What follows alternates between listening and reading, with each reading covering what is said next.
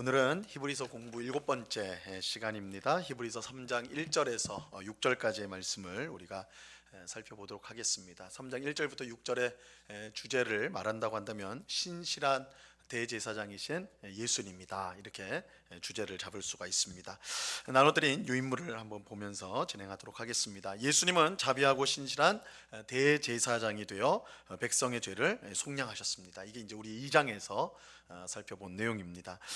그는 비록 하나님의 아들이지만 우리와 같은 사람이 되셨고 고난을 받아 구원의, 이제 우리 성경에는 창시자라고 되어 있는데 그 뜻도 맞아요. 그런데 앞서 제일 앞장선 선구자, 그래서 우리 성도들을 이끌고 영광으로 하나님 나라로 들어가는 그런 선구자가 되셨다 할 수가 있습니다. 그래서 하나님의 아들이시지만 우리와 같은 사람이 되셔서 우리 앞서서 구원으로 영광으로 나아가시는 일을 하셨다라는 것입니다. 예수님은 우리를 그의 형제라 부르기를 부끄러워하지 않으셨는데요, 이것은 예수님께서 우리처럼 혈과 육을 함께 지니셨기 때문입니다. 예수님 성육신을 통하여 우리와 똑같은 사람이 되셨어요. 우리와 같이 되신 예수님은 그의 십자가 죽음을 통하여 죽음의 세력을 잡은 자 마귀를 멸하셨죠. 이처럼 예수님께서 우리처럼 되셨기에 시험 받는 우리를 능히 도우실 수가 있는 것입니다. 물론 하나님께서 그의 능력으로 우리를 도우실 수 있죠. 그런데 예수님은 하나님이시지만 우리와 같은 사람이 되셨기 때문에 우리가 겪는 어려움들을 체험적으로, 경험적으로 겪으시고 그것을 아시고 우리를 도우실 수가 있는 것입니다. 히브리서 기자는 이제 3장에서 자비하고 신실하신 대제사장이신 예수님을 깊이 생각하라, 이렇게 이제 권면을 하고 있어요. 특히 예수님을 모세와 비교하면서 그가 하나님과 구원받은 성도에게 얼마나 신실하신지, 신실하다는 것은 충성되다, 변함이 없다, 아주 충성스럽게 섬기는 것을 말하는 것입니다. 그래서 이 3장 1절부터 6절 오늘 우리가 읽었는데요, 이것은 예수님이 얼마나 신실하신 대제사장이 되시는가, 이 교리적인 부분과 함께 그를 깊이 생각하라 이렇게 말함으로써 권면이 같이 들어간 내용이다라고 할 수가 있어요. 이제 히브리서를 우리가 읽을 때 교리가 나오고 교리에 대한 설명이 나와요. 예수님께서 우리 1장에서는 예수님은 천사보다 탁월한 존재다, 이렇게 이제 강조가 되었죠. 그런 다음에 그런 탁월하신 예수님이 전하신 말씀을 우리가 귀 기울여야 된다, 이렇게 이제 권면을 하잖아요. 2장 1절부터 4절까지는 권면의 말씀이 나와요. 또 이제 예수님에 대해서 예수님이 어떤 분이신가 설명이 나오고 이제 권면이 나오고 이런 식으로 되어집니다. 그래서 이 히브리서의 특징 자체가 이 설교라고 말씀을 드렸어요. 설교. 그래서 초대교회 성도들이 설교를 들었던 설교가 어떤 것일까라고 한다면 이 히브리서가 딱 초대교회 성도들이 들었던 설교의 내용이라고 할 수 있습니다. 그래서 교리를 설명하고 그 다음에 이제 그 교리에 맞게 우리가 어떻게 살아야 되는가, 그것을 이제 권면을 해주는데, 적용을 하도록 해주는데, 우리가 읽은 3장 1절부터 6절은 이 두 가지가 함께 섞여서 나오는 부분이라고 할 수가 있어요. 권면인데 교리적 내용도 그 사이에 함께 들어가 있습니다. 자, 우리 이제 1절부터 6절까지 차례로 한번 살펴보도록 하겠습니다. 우리 1절을 같이 읽어봅니다. 시작. 그러므로 함께 하늘의 부르심을 받은 거룩한 형제들아, 우리가 믿는 도리의 사도이시며 대제사장이신 예수를 생각하라.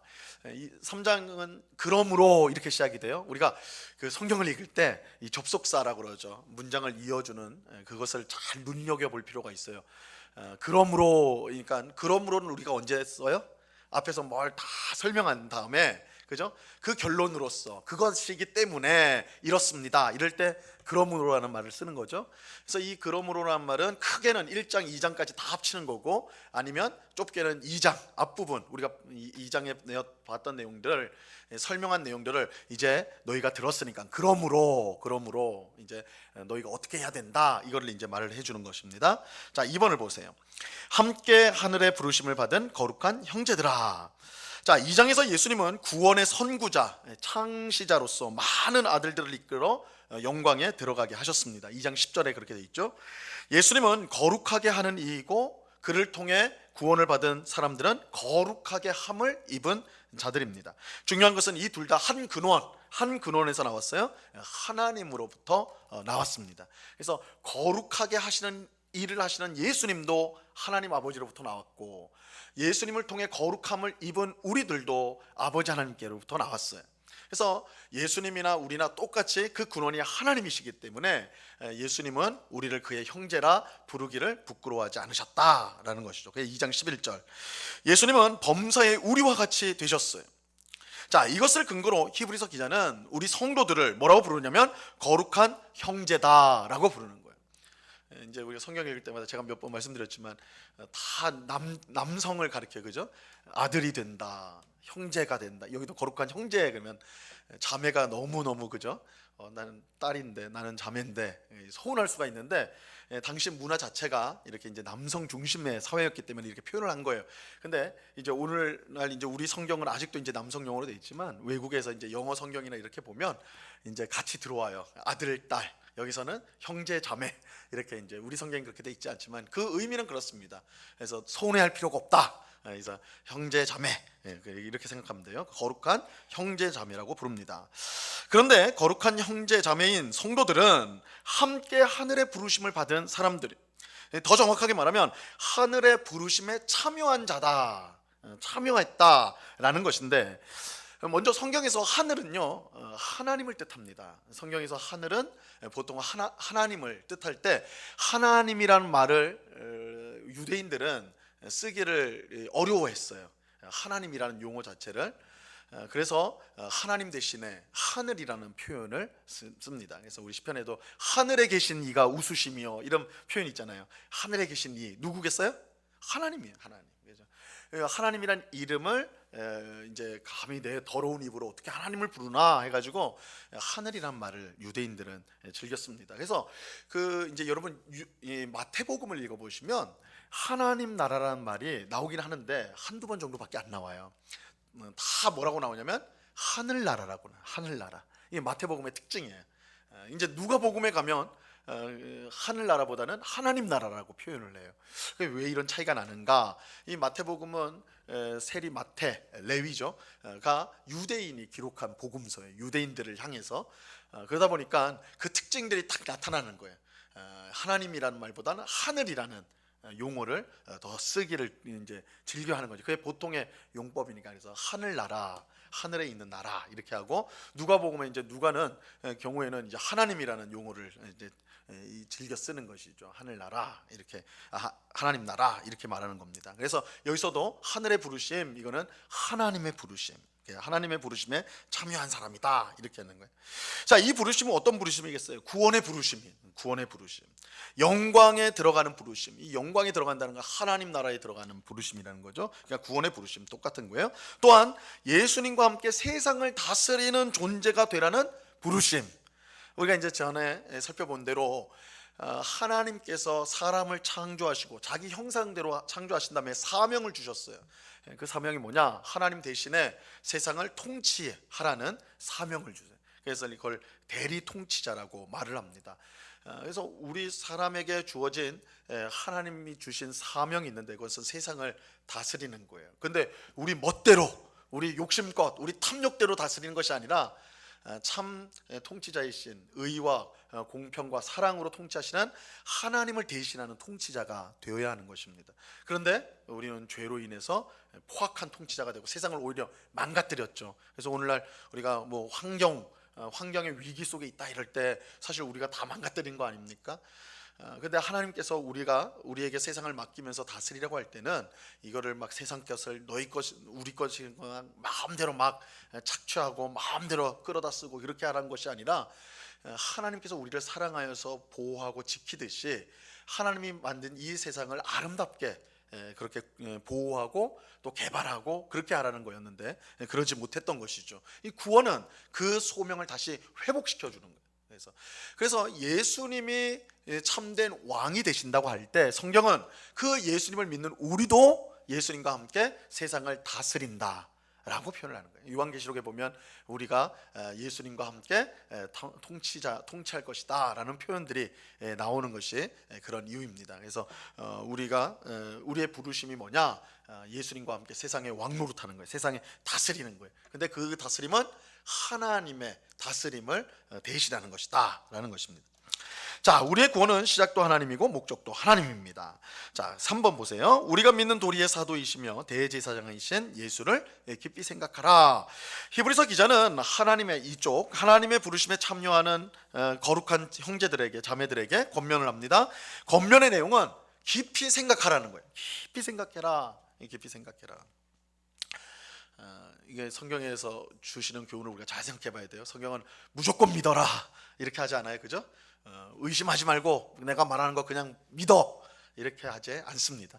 깊이 생각해라, 깊이 생각해라. 주목하고, 그죠? 거기에 아주 초점을 딱 맞춰라 이렇게 하는 거예요. 이 신앙이라는 것은 생각하는 거예요. 생각하는 거, 말씀을 통해 생각을 깊이 하는 거예요.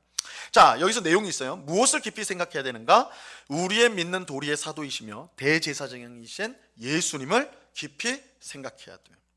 먼저 예수님을 사도라고 부르는 것은 여기가 유일해요. 성경에서 예수님을 사도라고 표현한 것은 여기가 유일합니다. 사도라고. 그래서 이게 굉장히 독특한 표현입니다. 예수님을 사도다라고 하는 건 독특한 거예요. 그러나 한 번만 더 생각해 보면 그렇게 독특한 것도 아니에요. 사도라는 말이 무슨 뜻입니까? 사도라는 게 보내심을 받은 자라는 뜻이에요. 보내심을 받은 자. 그래서 우리 그 외국에 우리나라를 대표해서 보내는 사람들을 대사라고 그러잖아요. 대사관에 있고 또 대사 이렇게 이제 부르잖아요. 우리나라를 대표해서 보내는 거.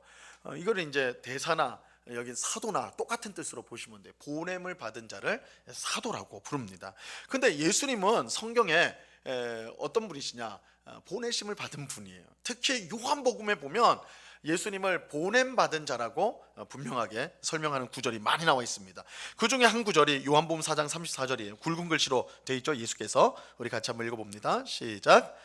예수께서 이르시되 나의 양식은 나를 보내신 이의 뜻을 행하며 그의 일을 온전히 이루는 이것이니라. 자, 나를 보내신 이, 그죠? 예수님은 자기가 보내심을 받은 자라는 것을, 그런 자기 인식을 갖고 있었어요. 나는 하나님이 보내신 자다. 이 사도죠. 이게 사도예요. 이 표현이 사도예요. 자, 그래서 예수님은 사도입니다. 하나님의 뜻을 성취하기 위해 보냄을 받은 사도라고 할 수가 있습니다. 자, 요한복음 6장 38절도 한번 읽어볼까요? 내가 하늘에서, 시작. 내가 하늘에서 내려온 것은 내 뜻을 행하려 함이 아니요 나를 보내신 이의 뜻을 행하려 함이니라. 그죠? 여기서도 똑같죠. 나를 보내시니. 예수님은 보냄을 받은 자라는 인식을 분명히 갖고 있었어요. 그리고 보냄을 받았다고 할 때 거기에는 분명히 목적이 있는 거예요. 그죠? 그냥 보내는 건 아니잖아요. 그냥 너 가, 이거 아니잖아요. 그러니까 왜 보내심을 받았는가? 아버지의 뜻을 이루기 위해서다라는 거예요. 자, 그 다음 단락 보세요. 그렇다면 예수님이 보냄을 받은 자, 사도로서 성취해야 될 하나님의 뜻은 무엇일까? 그것은 죄로 인해 멸망 가운데 있는 자기 백성을 구원하는 일이에요. 하나님은 이 일을 통해, 이 일을 무엇을 통해서 이루십니까? 이 백성의 죄를 자기 아들에게 대신 짊어지게 하여 죄값을 치르게 하시는 것을 통해서입니다. 아무 죄 없는 이를 통해 대속하는 것입니다. 대신하여 속한다라는 거잖아요. 그죠?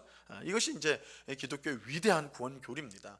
아무 죄가 없는 예수님께서 우리의 죄를 대신 짊어지시고 고통당하시고 벌을 받으셔서 우리가 구원을 받게 되는 것입니다. 이것이 이제 이사야 선지자가 예언한 여호와의 종, 유명한 말씀이죠. 이사야 53장 4절과 5절인데요. 우리 이 말씀 한번 같이 읽어보겠습니다. 그는 실로, 시작. 그는 실로 우리의 질고를 지고 우리의 슬픔을 당하였거늘 우리는 생각하기를 그는 징벌을 받아 하나님께 맞으며 고난을 당한다 하였노라. 그가 찔림은 우리의 허물 때문이요 그가 상함은 우리의 죄악 때문이라. 그가 징계를 받음으로 우리는 평화를 누리고 그가 채찍에 맞음으로 우리는 나음을 받았도다. 그래서 예수님은 아무 죄가 없으신, 심판을 받아야 될 이유가 전혀 없으신 분인데 바로 우리를 위해서 이 땅에 오셔서 수많은 고난을 당하셨고 궁극적으로 십자가, 예수 그리스도의 십자가 고난을 받으심으로 우리가 받아야 될 그 죄책, 죄에 대한 징계를 예수님 대신 받으셔서 우리를 구원해 주신 것이죠. 이것이 하나님의 뜻이에요. 그래서 하나님은 예수님을 통해 자기 백성의 죄를 속하십니다. 그런데 이 백성의 죄를 속하는 일은 제사장이 하는 일이죠. 여러분, 이 제사장은 죄를 속하는 일을 하기 위해서 하나님께서 세운 사람이 제사장 아닙니까? 그죠? 그래서 히브리서 기자는 예수님을 대제사장이라고 부르는 것입니다. 2장 17절에서 우리가 이제 전 시간에 본 대로 2장 17절에서 이미 예수님을 자비하고 신실한 대제사장이시다라고 불렀습니다. 그래서 히브리서는 이제 우리가 좀 나중에 이제 보겠지만 6장에서도 그렇고 이제 8, 9, 10장에 이르면 예수님이 대제사장이신 예수님이 드리는 제사에 대해서 아주 초점을 탁 맞춰요. 그러니까 예수님이 대제사장이다라는 것은 히브리서에서 굉장히 중요한 주제입니다. 이 내용을 이제 앞으로 계속해서 이제 진행해 나가게 될 거예요. 근데 그 예수님은 그냥 대제사장이 아니라 아주 자비하고 신실한 대제사장이라고 말씀합니다. 자, 근데 주목해야 될 사실은 대제사장이 속죄를 할 때 드리는 제물은 소나 양 같은 짐승이에요. 그래서 우리가 레위기에 보면 이제 백성들이 바치는 제물이 소, 양, 염소, 비둘기 이렇게 이제 동물 제사들은 이제 그렇게 드리는 걸 봤죠. 그런데 대제사장이신 예수님이 드리는 제물은 그런 짐승이 아니라 바로 자기 몸을 제물로 드리게 됩니다.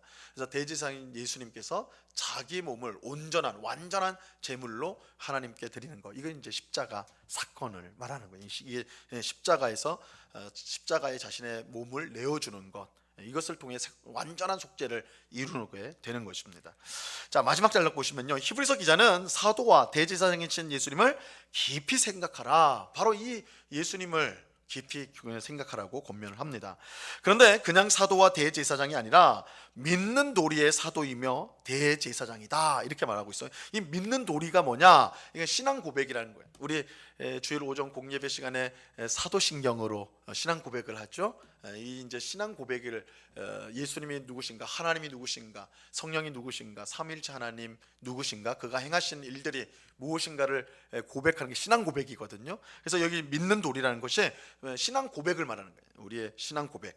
여기서 이 신앙 고백은 예수님이 사도시고 대제사장이라는 내용, 그 내용을 갖고 또 그 내용을 우리가 입으로 사람들 앞에서 공적으로 고백하는 행위까지도 포함하게 되는 것입니다. 그래서 내가 우리 로마서에 보면 10장에 보면 내 입으로 예수를 시인하면, 그죠? 너의 주로 시인하면 구원을 얻는다, 그죠? 너의 예수가 우리의 구원자인 것을 입으로 시인하면 내 믿음을 시인하면 구원을 받는다고 할 때 이 시인이란 말이 신앙 고백이란 말이에요. 신앙 고백. 근데 언제나 이 신앙 고백은 혼자서 방 안에 들어가 가지고 난 예수님 믿습니다, 난 하나님 믿습니다, 이게 신앙 고백이 아니에요. 언제나 신앙 고백은 공적인 사람들을 다 앞에서 하는 거예요. 그래서 우리 지난주에 학습하고 입교했는데 할 때 사람들 다 있는 데서 제가 이제 서약을 받잖아요, 그죠? 씩씩하게 내라고 대답을 하죠. 이게 신앙 고백이에요, 사람들 앞에서. 그래서 우리의 신앙이라는 것은, 우리의 기독교 신앙은 사적인 신앙이 아니에요. 감춰지고 은밀하고 아무도 모르는 막 007 작전처럼 저 사람 기독교인이었어, 이렇게 되는 게 아니에요. 자신의 신앙 고백이 공적인 성격을 갖고 있어요. 그래서 사람들 앞에 우리의 신앙을 당당하게 고백해야 되는 거예요. 만약에 이런 신앙 고백이 아니었다면, 이 신앙 고백이 공적인 성격이 아니었다면 초대교회는 핍박받을 이유가 없었어요. 그렇잖아요. 숨기면 그만 아니에요. 그냥 그냥 똑같이 세상 사람들하고 살다가 이 주일이 되면, 일요일이 되면 그냥 교회 몰래 왔다 갔다 하면 그거 어떻게 알겠어요? 그 사람이 기독교인인지 뭔지, 그죠? 그러면 핍박도 없었을 거란 말이에요. 그들이 왜 핍박을 받았는가? 나는 그리스도인이라는 분명한 신앙 고백이, 공적인 고백이 있었기 때문에 그래요. 그랬을 때 이 초대교회 성도들이 사실 오해도 받고 욕도 많이 먹었거든요. 저들은 무신론자들이다, 보이지 않는 하나님을 믿으니까. 옛날 그 고대 사회에서는 다 신상이 있었잖아요. 눈에 보이는 신상이 있었다고. 그러니까 다 그 신상 앞에서 절하거나 기도할 때 신을 섬기는 거예요, 그게. 근데 기독교인들의 교회에는 그런 게 전혀 없었어요. 왜냐하면 하나님, 보이지 않는 하나님, 형상을 만들지 말라고 그랬거든요. 아무것도 없어요. 그러니까 세상 사람들이 볼 때는 저건 무신론자들이다 그랬어요.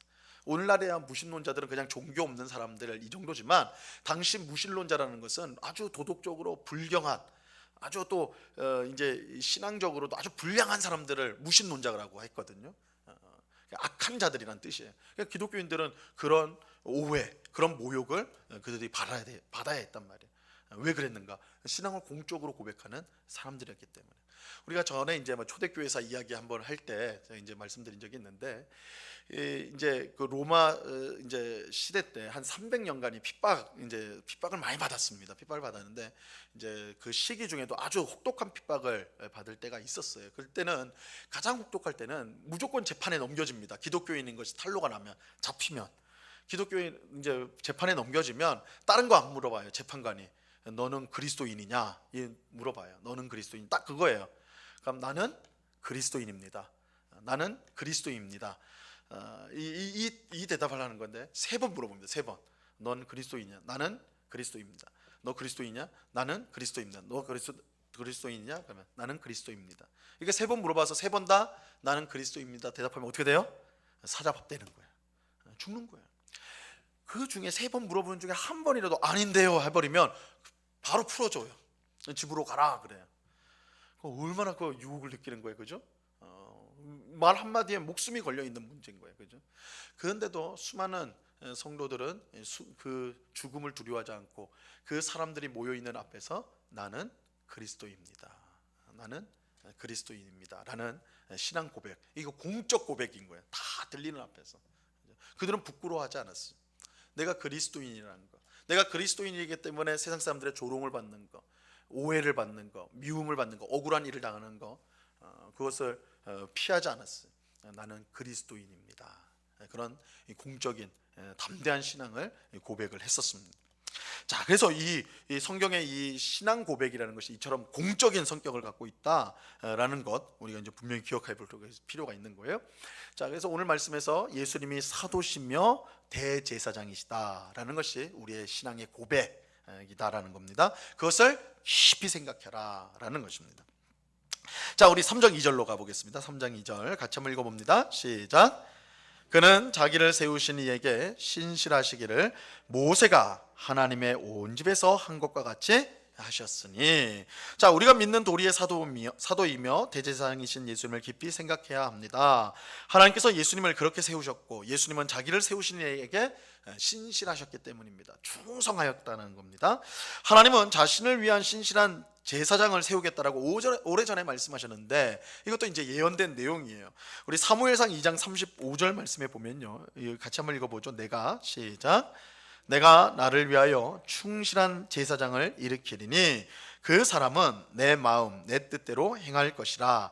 내가 그를 위하여 견고한 집을 세우리니 그가 나의 기름 부음을 받은 자 앞에서 영구히 행하리라. 그죠?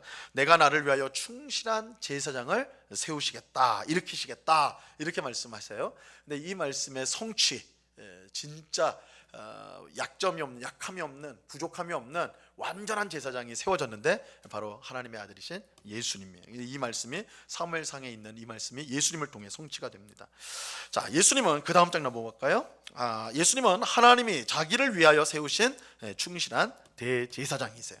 자, 히브리서 기자는 여기서 예수님을 모세와 비교를 합니다. 모세와 비교를 하는데 예수님은 자기를 대제사장으로 세우신 하나님께 신실하셨는데 이것은 모세가 하나님의 온 집에서 한 것과 같습니다. 자, 히브리서 기자는 모세를 예수님과 비교하면서 그를 낮추지 않습니다. 이거 우리가 이제 잘 봐야 돼요. 이 모세는 별거 아니야, 예수님이 최고야, 이렇게 하지 않고 모세도 그렇게 하나님의 온 집에 충성하였는데 예수님도 그런 분이야, 이렇게 이제 설명을 하고 있습니다. 이건 굉장히 모세를 존중하는 것이죠. 자, 이 민수기 12장 7절의 말씀에 보면 이 모세가 충성했다는 게 이렇게 나와 있어요. 내 종 모세와는 그렇지 아니하니 그는, 모세죠, 모세는 내 온 집에 충성함이라. 이 말씀을 지금 히브리서 기자가 인용을 한 거예요. 자, 그러니까 이 모세가 얼마나 위대한 인물인가라는 것을 분명히 말을 해요. 무시하지 않습니다. 근데 하지만 그럼에도 불구하고 예수님의 신실함은 모세보다 훨씬 위대해요. 그게 이제 그 다음 구절에 나오게 되는데, 먼저는 여기서 왜 모세가 나오냐 이렇게 이제 하는 거죠. 우리가 1장과 2장에서는 천사가 나왔습니다. 지금은 모세가 나와요. 모세가 나오는데, 물론 모세가 이스라엘 백성, 하나님의 백성을 온전하게 섬기는 하나님의 종으로서 섬겼던 위대한 인물이기 때문에 그 일이 예수님으로 인해서 성취가 되었다라는 점에서 모세를 말하는 것이기도 하지만, 천사와 연결해서 생각해 보면 1장에서 왜 1장 2장에서 천사와 예수님을 비교한 이유가 뭐냐? 천사는 율법을 전달해 준 존재라고 그랬죠. 율법을. 그래서 이 히브리서가 기록된 것이, 이 히브리서 편지를 받는 사람들이 어떤 형편에 지금 있느냐면, 원래 유대인이었다가 이제 복음을 듣고 예수님을 믿게 되었어요. 근데 예수님을 믿었더니 어떻게 되는 거예요? 핍박이 너무 심한 거예요. 그래서 이거는 내가 예수 믿다가 내가 이거 목숨이 남아나지 않겠다, 내가 돌아가야 되겠다, 다시 유대교로 돌아가야 되겠다, 이런 사람들이 있었던 거예요. 이런 사람들이. 또 한 부류는 이제 이 교회로 왔더니, 유대교에 있을 때는 짐승 가져와가지고 죽여가지고 피를 흘려가지고 죄 사함을 받았거든요. 근데 교회는 어떻게 해요?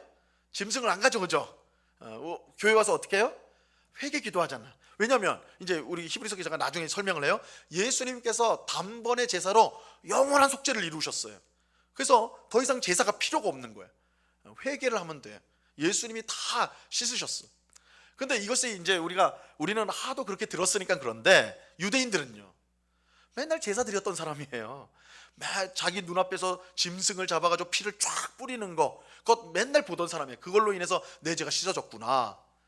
근데 교회에 왔더니 회개하면 돼, 이렇게 해버리니까 이래서 진짜 내 죄가 사라지는 거야? 이게 사라지는 게 맞나? 의심이 드는 거예요. 내가 진짜 내 죄가 남김없이 사라진 거 맞나? 그러니까 이런 의심이 드니까 안 되겠다, 내가 다시 돌아가야 되겠다, 이렇게 되는 거예요. 결론적으로는 유대교로 다 돌아가려고 했던 거예요. 핍박을 피해서든지 아니면 속죄를 내가 확신하기 위해서 돌아가려고 했던 거예요. 이건 다시 보면 복음에서 율법으로 돌아가려는 거죠. 근데 이 율법을 누가 줬느냐? 천사가 전달해 준 거예요. 복음은요, 예수님이 전달해 준 거예요. 그래서 이 둘을 비교하는 거예요. 1장 2장에서는 예수님이, 하나님의 아들이 이 천사보다 월등하다, 위대하다, 이거를 설명한 거죠. 그죠? 그래서 예수님의, 천사의 말이 아니라 누구의 말을 들어야 된다? 예수님의 말씀을 들어야 된다. 천사가 전해준 율법이 아니라 예수님이 전해준 복음을 들어야 된다. 이게 이제 1, 2장이에요. 그럼 3장에 와서 모세가 나왔어요. 이 모세는 또 어떤 사람이냐? 모세는 하나님이 천사를 통해 주신 율법을 모세가 받아가지고 이스라엘 백성에게 준 사람이에요. 그러니까 여기서도 율법의 내용이 나오는 거예요. 율법에. 그래서 모세가 너무너무 위대한 하나님의 사람은 맞지만 모세에게 머물면 안 된다는 거예요. 모세에 머물면 안 되고 그보다 훨씬 신실한, 또 위대한 예수님 참 대제사장이신 예수님께로 나아가야 된다. 이거를 이제 강조하고 있는 것입니다. 자, 우리 이제 3장 3절을 보도록 하겠습니다. 같이 읽어보죠. 시작. 그는 모세보다 더욱 영광을 받을 만한 것이 마치 집 지은 자가 그 집보다 더욱 존귀함 같으니라. 예수님은 출애굽한 이스라엘 백성의 지도자였던 모세보다 훨씬 큰 영광을 받아야 마땅한 분입니다. 이것은 단지 예수님이 모세와 비교해서 더 신실하기 때문이 아니라, 왜냐하면 모세도 신실했거든요. 그것 때문이 아니라 예수님이 모세보다 더욱 영광을 받을 만한 이 존재의 차이 때문에 그래요. 그러니까 신실하다는 것은 서로를 볼 때 비슷할 정도로 그렇게 모세도 위대한 사람이에요. 그런데 신분이 달라요. 존재의 본질이 다른 거예요. 모세와 예수님은. 자, 모세는 하나님의 온 집을 섬기는 사람이면서 동시에 그 집에 속한 사람이에요. 여기서 이 하나님의 온 집은 하나님 백성을 뜻하는 것이거든요. 온 집은 하나님의 백성이에요. 그러니까 모세는 그 하나님의 온 집, 하나님의 백성을 섬기는 리더로서 섬기는 자이기도 했지만, 그도 그 속에 속한 자예요. 모세도. 그죠? 그 안에 있는 사람이에요. 반면에 예수님은 그 집을 지은 자예요. 하나님의 백성을 만드신 분이 예수님이에요. 그래서 집을 지은 자가 더 존귀한 것이 당연한 것이죠. 이처럼 예수님은 모세와 비교할 수 없이 높은 존재다라는 것입니다. 자, 3장 4절로 가볼게요. 3장 4절 같이 읽습니다. 시작. 집마다 지은 이가 있으니 만물을 지으신 이는 하나님이시라. 자, 세상에 있는 모든 것들은 저절로 만들어지지 않았습니다. 다 지은 이가 있는 거예요. 창조주가 있습니다. 집도 마찬가지죠. 저절로 어쩌다 보니까 저 집이 만들어졌네, 그런 집 없어요. 그죠? 건축가가 있는 겁니다. 누군가 지은 사람이 있어요. 그런데 근원적으로 보면 만물을 지은 분은 하나님이에요. 그죠? 하나님은 온 세상에 존재하는 모든 것의 원인이 되세요. 하나님으로부터 나와요. 하나님으로부터. 그래서 하나님 백성, 하나님의 집도 하나님으로부터 당연히 나온 것이죠. 그런데 3절, 방금 앞선 3절은 집 지은 자를 누구라고 말해요? 예수님이라고 그래요. 그죠? 집 지은 자가 집보다 더욱 존귀함 같다 이러면서 예수님이 집 지은 자라고 말하고 있어요. 자, 이것은 예수님이 창조주라는 걸 말하죠. 이게 이제 히브리서 1장에서 예수님께서 세상을 창조하셨다 이 말씀하고 연결이 다시 되는 거죠. 예수님은 하나님 백성을 창조하신 분이시다. 굉장히 다 높으신 분이라는 거죠. 자, 3장 5절 보겠습니다. 3장 5절 같이 읽습니다. 시작. 또한 모세는 장래에 말할 것을 증언하기 위하여 하나님의 온 집에서 종으로서 신실하였고, 자, 5절과 6절은 모세와 그리스도를 비교합니다. 모세와 예수님을 비교하는데요, 마치 1장과 2장에서 예수님과 천사를 비교하는 것과 같습니다. 먼저 모세는 하나님의 온 집에서 종으로서 신실하였어요. 이것은 2절에서 언급한 내용과 같죠. 그런데 모세는 무엇을 위해서 온 집에 신실하였는가, 그렇게 충성하였는가? 장래에 말할 것을 증언하기 위해서였다 이렇게 말합니다. 장래에 말할 것을 증언하기 위해서였다. 자, 모세는 4페이지로 갑니다. 모세는 하나님의 종으로 하나님의 온 집, 하나님의 백성에게 신실했어요. 충성을 했습니다. 그는 하나님의 백성이 애굽에서 종살이할 때 보내심을 받아 그들을 구원하였죠. 또 시내 산에서는 하나님 앞으로 나아가 백성에게 주시는 율법을 받았습니다. 그는 참으로 위대한 하나님의 종이었어요. 하지만 하나님은 모세를 통해 모든 것을 말씀하는 것은 아니었어요. 오히려 모세는 장래에 말할 것을 증언할 뿐이에요. 이 말은 뭐냐? 하나님께서 모세를 선지자처럼 하나님의 말씀을 전하는 도구로 썼는데, 모세를 통해 하나님 말씀을 주셨거든요. 근데 모세가 받은 말씀의 핵심은 뭐냐? 지금 하나님이 주신 말씀 있는 그대로 다 전한 게 아니라 장래에 말할 것을 전했다라는 거예요. 그러니까 이 모세는 준비하는 자였던 거예요. 준비하는 자. 앞으로 오실 참 선지자이신 예수님이 말씀할 것, 그가 행하실 것을 미리 알려주는 역할로서 모세가 있었다라는 거죠. 모세가 있었다. 그래서 모세가 하나님의 집, 그러니까 하나님의 백성에게 신실했다, 충성했다라는 것은 그가 아들처럼, 하나님의 아들처럼 한 것이 아니라 오히려 하나님의 아들이 올 것을 준비시키는 일을 한 것이라고 말할 수가 있는 것입니다. 자, 모세는 하나님께서 자기와 같은 선지자 하나를 일으킬 것을 알고 있었습니다. 자, 신명기 18장 15절인데요. 내 하나님, 같이 한번 읽어볼게요. 시작. 내 하나님 여호와께서 너희 가운데 내 형제 중에서 너를 위하여 나와 같은 선지자 하나를 일으키시리니 너희는 그의 말을 들을지니라. 자, 내 하나님 여호와께서 너희 가운데 내 형제 중에서 너를 위하여 나와 같은 선지자 하나를 세울 것이다. 자, 이 말씀 때문에요, 유대인들은 뭔가 이 비범한 인물이 딱 나타났을 때, 그죠? 모세같이 아주 탁월한 리더가 나타났을 때, 그 선지자가 아닌가 그랬어요. 그 선지자. 여러분, 예수님께서 이제 요한복음에도 그렇지만 이제 마태복음 16장에도 보면 사람들이 나를 누구라 하느냐 했을 때 그 선지자라고 합니다. 선지자라고 합니다. 이 말이 있잖아요. 이 바로 여기서 나오는 말이에요. 하나님께서 신명기 18장 15절에서 모세와 같은 선지자 하나를 세우겠다 약속을 주셨거든요. 그래서 이스라엘 백성들은 그 선지자가 나타날 걸 기다리고 있었던 거예요. 그래서 그들은 메시아 같은 사람이 나타나면 그 선지자가 아닌가 이렇게 이제 했거든요. 실제로 예수님이 그 선지자가 맞는 것이죠. 그래서 그 선지자로서 오셔서 예수님이 복음을 전하시는 거예요. 그런데 모세는 그 예수님이 전하실 복음을 이제 미리 이스라엘 백성들에게 말해주는, 준비하는 그런 말을 했던 것입니다. 자, 그래서 신명기 18장 18절을 보면요, 내가 그들의 형제 중에서 너와 같은 선지자 하나를 그들을 위하여 일으키고 내 말을 그 입에 두겠다 이렇게 말씀하시죠. 그리고 내가 그에게 명령한 것을 그가 무리에게 다 말하리라. 이게 이제 예수님을 통해 성취가 되는 말씀입니다. 자, 그 다음 단락 보세요. 하나님이 세우실 모세와 같은 선지자는 구약 시대 활동했던 선지자들과는 차원이 달라요. 그는 말세에 세움받은 선지자이며 하나님의 뜻을 환히 드러내는 선지자입니다. 그는 바로 하나님의 아들이신 예수님이다. 이게 1장 2절의 말씀이에요. 히브리서 1장 1절에서는 하나님께서 선지자를 통해서 여러 모양과 여러 모습으로 말씀을 전하셨는데 마지막 날 그 아들을 통해 말씀하셨다 그러잖아요. 이 바로 이 뜻이에요. 그래서 예수님은 다른 선지자들과는 차원이 다른 온전하신 하나님의 뜻, 하나님 말씀, 그 뜻을 환히 드러내는 그 선지자가 돼요. 모세는 장차 예수님이 오셔서 말할 것을 증언하는 사람이었던 것입니다. 이게 율법의 성격이라는 거예요. 율법의 성격. 모세가 전한 율법의 성격은 그 율법 자체가 우리에게 구원을 줄 수 있는 능력이 없어요. 율법은 우리의 죄를 깨닫게 함으로써, 갈라디아서에서 잘 설명하죠. 우리의 죄를 깨닫게 해서, 우리가 죄를 깨달으면 어떻게 됩니까? 죄를 깨닫게 되면 어떻게 돼요?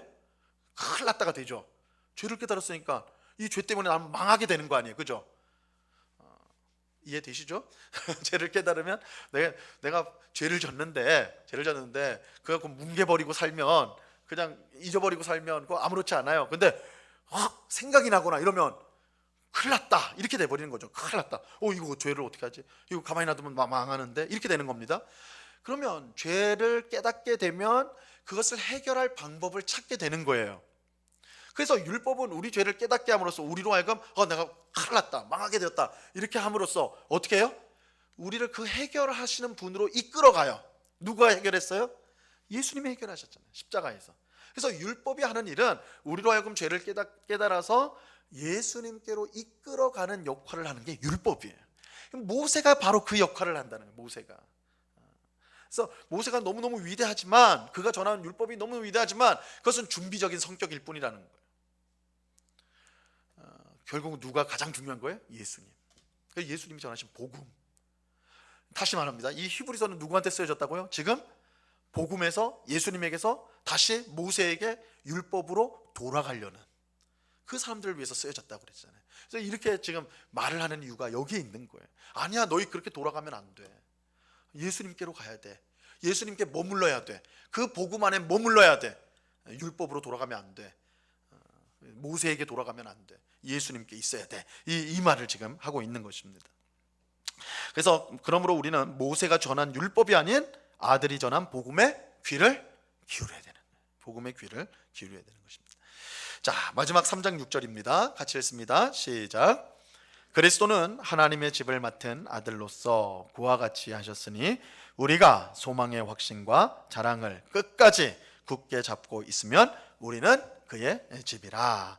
자, 먼저 1번, 그리스도는 하나님의 집을 맡은 아들로서 그와 같이 하셨으니, 모세가 하나님의 집을 섬기는 자이고 그 집에 속한 자라면 그리스도는 하나님의 집을 만든 자예요. 하나님 백성을 만든 자, 그리고 그 집, 하나님의 백성을 맡아 주관하는 아들이 그리스도예요.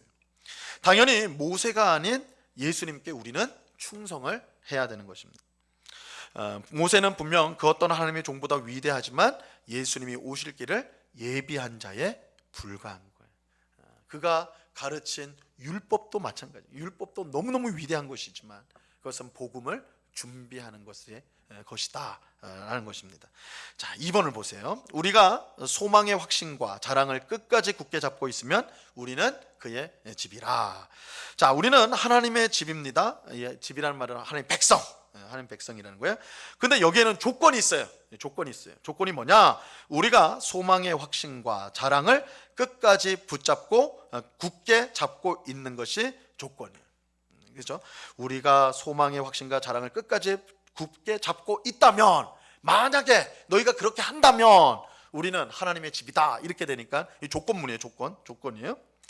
자, 더 정확하게 말하면 이 소망의 확신과 자랑, 이걸 이제 좀 더 정확하게 풀이를 하면 담대함과 소망의 자랑, 두 가지인데, 담대함과 소망의 자랑을 끝까지 붙잡고 있어야 돼요. 담대함과 소망의 자랑을 끝까지 붙잡고 있으면 우리가 하나님 백성이 된다, 이렇게 말해요. 자, 여기서 이 담대함은 뭐냐? 담대함은 예수님께서 이루신 완전한 속죄로 인해서 가지게 된 거예요. 그러니까 이 담대함은 우리가 마음을 굳세게 먹는 거, 너 겁먹지 마, 용기를 가져 해가지고 가지는 게 아니에요.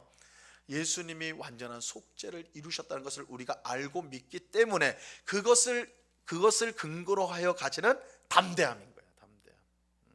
이런 거예요. 우리가 죄를 지었음에도 불구하고, 우리가 하나님 앞에 나아갑니다. 그건 왜 그러냐면 예수님께서 우리의 죄를 이미 다 십자가에서 해결하셨다는 것을 믿기 때문에 거기에서 오는 담대함으로 하나님께 나아가는 거예요. 여기서 말하는 담대함이 그 담대함이에요. 그래서 히브리서 10장 19절에 이 담대함에 대한 내용이 나옵니다. 같이 한번 읽어볼게요. 그러므로 형제들아, 시작. 그러므로 형제들아, 우리가 예수의 피를 힘입어 성소에 들어갈 담력을 얻었나니. 여기서 이 담력이래, 담대함이라는 거예요. 담대함 똑같아요. 파레시아라는 단어인데 똑같은 단어예요. 담대함, 담대함을 가지고. 그러니까 이 담대함은 우리 속에서 일어나는 게 아닙니다.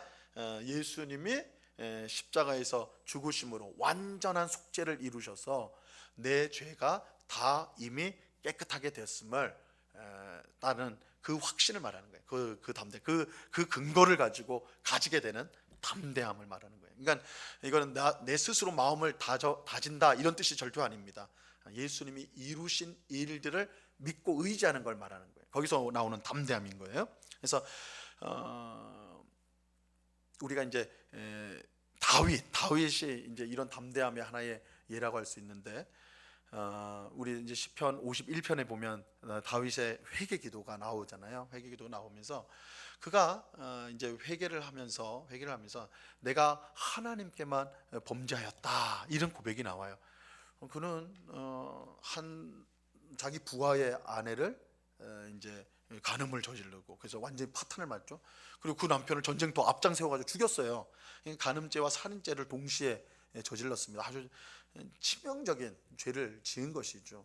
근데 그럼에도 불구하고 내가 하나님 앞에 죄를 졌다 이 표현을 한 것은 이거는 이제 그 사람들하고 나는 그 사람들 잘못한 거 없다, 나는 하나님만 이거 해결하면 된다 이런 뜻이 아니에요. 그런 뜻이 아니라 하나님이 이루신 속죄에 대한 담대함을 고백하는 거예요. 하나님께서 나를 용서하신다면 내 이 흉악한 더러운 죄가 씻어질 걸로 믿는다. 그러니까 하나님께 내 모든 것이 달려 있다는 것을 고백하는 거예요. 고백하는 거예요.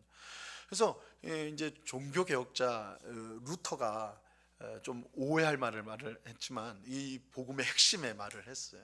너가 정말 예수 그리스도의 속죄를 믿는다면 담대하게 죄를 지어라 그렇게 했어요. 어떻게 목사님이 죄를 지으라고 할 수가 있나?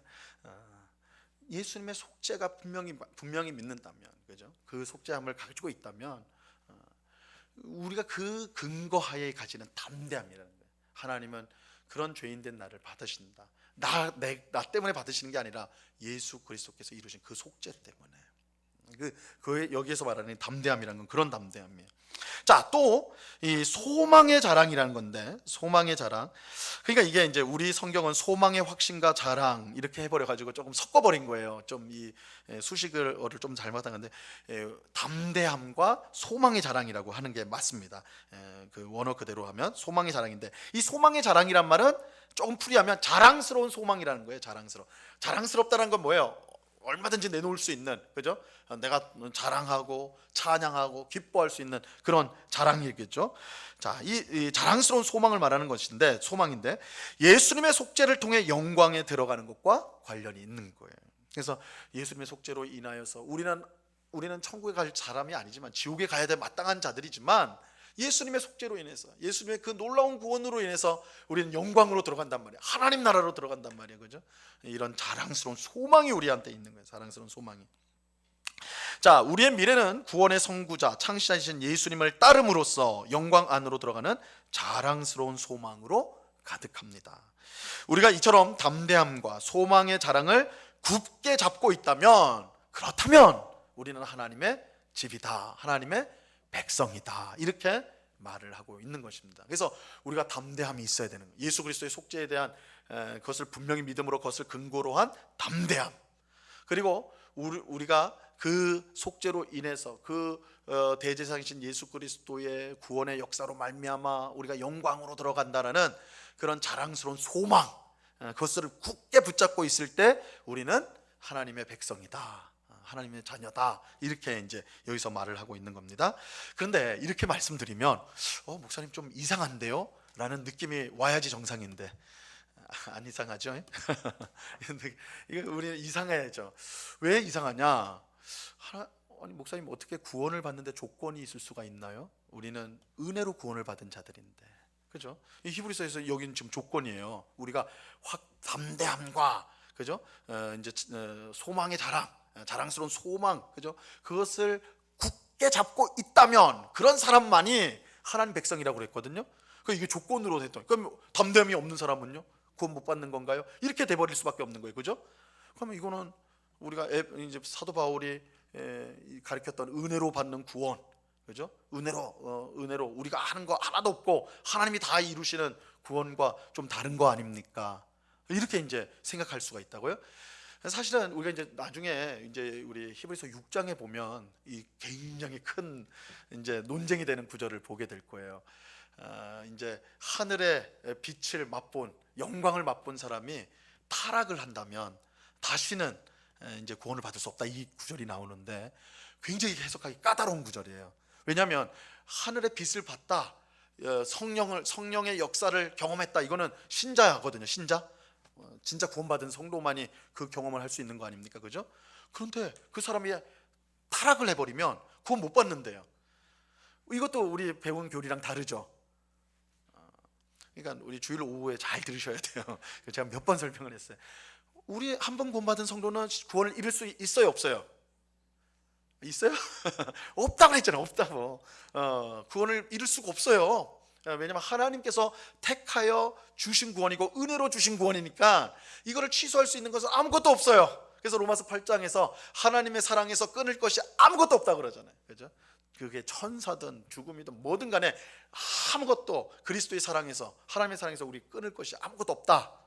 이게 한 번 구원받은 성도는 영원히 구원을 잃지 않는다. 이게 견인의 교리라고도 하고 이렇게 이제 표현을 해요. 그래서 이제 구원파가 나오는 거예요. 구원파는 우리 대표적인 이단이잖아요, 그죠?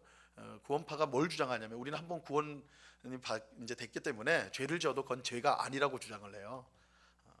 궤변이죠. 그러니까 이거를 극단적으로 밀고 나가면 이런 이제 잘못된 것이 나오는데, 어쨌든 구원을 잃을 수 없다 그러는데 히브리서 6장에 보면 잃을 수 있다라고 말을 해요.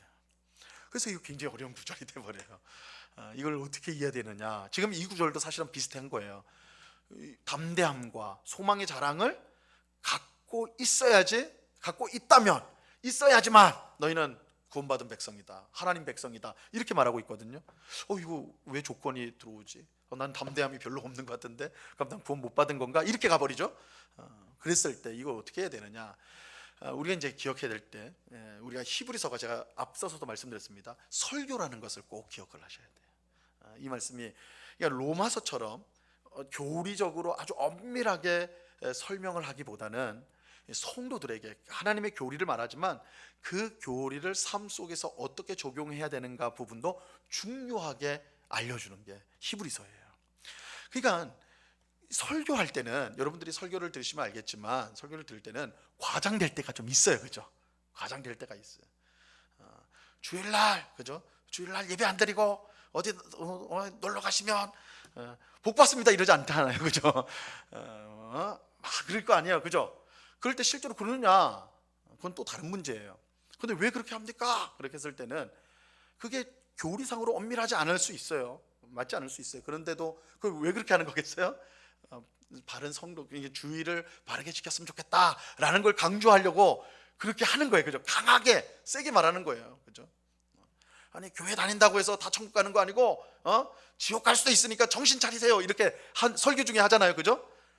그런 설교는 못 들어보셨나 보네. 막 그렇게 강하게 아주, 그죠? 근데 그건 교리적으로 맞지 않거든요, 그죠? 그건 뭐냐? 그럴 수 있는 마음가짐을 가지고 돌이켜야 된다는 거예요. 왜냐하면 우리 사람의 양심이라는 것이, 우리가 그런 경고, 우리의 좀 위압감을 주는 것들조차도 항상 그렇게 하면 안 되지만 어떤 때는 그런 경고가 필요할 때가 있다라는 것이죠, 그렇죠? 그래서 우리가 이제 사회에서도 마찬가지, 우리 부모님들이 맨날 경고를 하잖아요, 길 건널 때, 그죠? 앞뒤 좌우х 다 보고 건너라 계속 그렇게 하시잖아요, 그죠? 이런 것처럼 성경에서도 그런 경고들이 나오는데 이 히브리서가 그런 특징이 강해요. 그래서 뭔가 우리가 가지고 있는 교리와 내용이 다른 것처럼 보여지는 부분들이 있을 수 있는 거예요. 그것을 해석할 때 굉장히 어려운 부분이긴 하지만 우리가 히브리서가 설교다라는 특징을 우리가 좀 생각한다면 이 부분을 우리가 이제 잘 생각을 할 수가 있는 것이죠. 그래서 여기서 말하는 것은 진짜 우리가 구원을 받기 위해서는 이런 조건들을 충족시켜야지 구원을 받는다, 이런 말보다는 구원받은 백성이라면 반드시 이게 나타납니다. 이렇게 굳게 잡는 것이 꼭 있습니다 라는 것을 조건문식으로 해서 표현을 한 것이다 라고 이해를 하셔야 돼요. 그래서 구원받은 하나님의 집, 하나님의 백성은 이런 담대함, 그리고 소망의 자랑스러운 소망을 꼭 붙잡고 있는 것이 특징이다. 그것이 나타나야 됩니다. 여러분들이 신앙이 나태해지고 또 하나님부터 멀어지고 그러면 이게 약화될 텐데, 그러면 안 됩니다. 담대함을 가지셔야 됩니다. 소망, 이 자랑스러운 소망을 꼭 붙드셔야 됩니다. 이것을 말하는 것이다 라는 것을 기억하시면 되겠습니다. 예, 그래서 오늘 우리가 이제 3장 1절부터 6절까지 신실하신 하나님의 집을 만드시고 섬기시는 예수 그리스도, 모세보다 그 차원이 높으신, 그 말은 율법이 아니라 복음으로, 모세가 아니라 유대교가 아니라 예수님에게로 우리가 나아가야 된다, 이것을 우리에게 강조하고 있다는 내용을 우리가 함께 살펴보았습니다. 같이 기도하도록 하겠습니다. 하나님 아버지, 감사합니다. 우리가 히브리서 공부를 통해서 우리가 바라보고 초점을 맞춰야 되는 분이 오직 예수 그리스도라는 사실을 계속해서 교훈받습니다.